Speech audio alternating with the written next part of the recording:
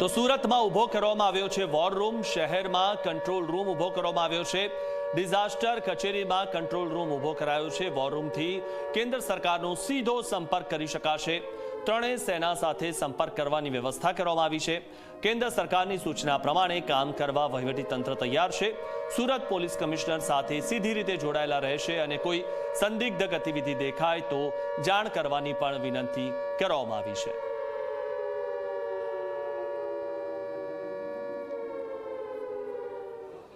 મોડી રાતે જે રીતે પાકિસ્તાન દ્વારા ભારત ઉપર હુમલો કરવામાં આવ્યો હતો, ત્યારબાદ ભારત દ્વારા જડબાતો જે જવાબ છે તે પાકિસ્તાનને આપવામાં આવ્યો છે। ખાસ કરીને પાકિસ્તાનના જે પીએમ છે તે હાલ બંકરમાં છપાઈ ગયા છે। ત્યારે બીજી તરફ સમગ્ર દેશની વાત કરીએ તો એલર્ટ મોડ પર જોવા મળી રહ્યો છે। સમગ્ર રાજ્યમાં જે એલર્ટ છે તે એલર્ટ જાહેર કરી દેવામાં આવ્યું છે। અલગ અલગ જે સિટીઓ છે તે સિટીઓમાં જે વોર રૂમ છે તે શરૂ કરી દેવામાં આવ્યો છે અને ખાસ કરીને સીધા દ્રશ્યો આપ જોઈ શકો છો, સુરત દ્વારા વોર રૂમ જે છે તે શરૂ કરી દેવામાં આવ્યો છે। તમામ પ્રકારની જે ગતિવિધિઓ છે તેના પર બાદ નજર રાખવામાં આવી રહ્યો છે। ખાસ કરીને સુરતની વાત કરીએ તો જે હજીરા પટ્ટો છે, દરિયાઈ માર્ગ ઉપર બાદ નજર રાખવામાં આવી રહ્યો છે। તમામ જે ગતિવિધિઓ છે, તમામ જે રિપોર્ટ છે તે અહીં કલાકે મેળવવામાં આવી રહ્યા છે। તમામ અધિકારીઓની ઝીણવટપૂર્વક જે માહિતી છે તે માહિતી લેવામાં આવી રહી છે। ત્યારે આપણી સાથે અધિકારી જોડાયા છે। જે વોર રૂમ શરૂ કરવામાં આવ્યો છે, શું કારણ?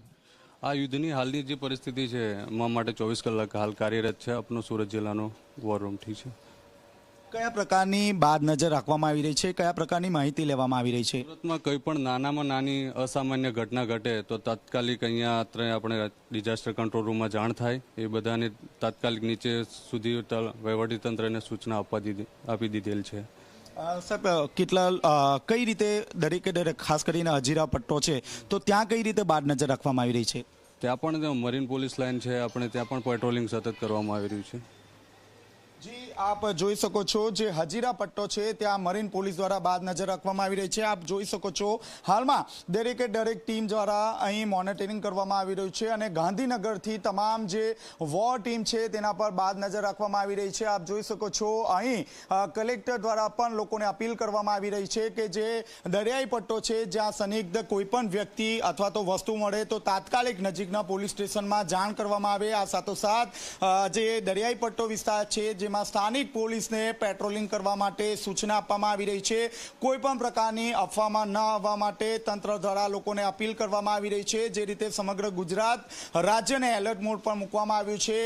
દરિયાઈ પટ્ટ જે વિસ્તાર છે તેમાં ખાસ કરીને વિશેષ પ્રકારનું આયોજન હાથ ધરવામાં આવ્યું છે। જે પોલીસનું જે પેટ્રોલિંગ છે તે વધારી દેવામાં આવ્યું છે। એસઓજી, પીસીબી, ક્રાઇમ બ્રાન્ચના તમામ જે અધિકારીઓ, પોલીસ કર્મચારીઓ છે તેને પેટ્રોલિંગ કરવા માટે આદેશ આપી દેવામાં આવ્યો છે। કેમેરામેન વિજય બેસાણે સાથે ચેતન પટેલ, ઝી મીડિયા, સુરત।